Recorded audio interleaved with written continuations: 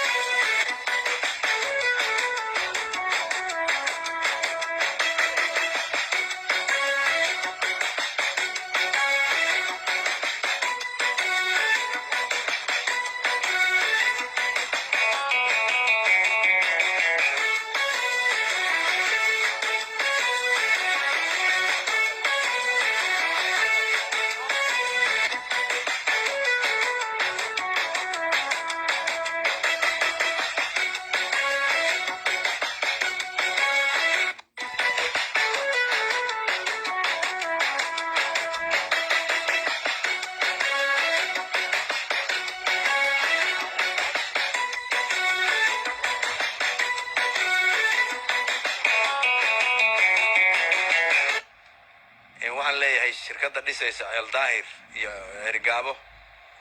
loogu talagalay inay dhisto wadada baran ilaa Eldaahir aad baan u bogaadinayaa sababtoo xalay markaan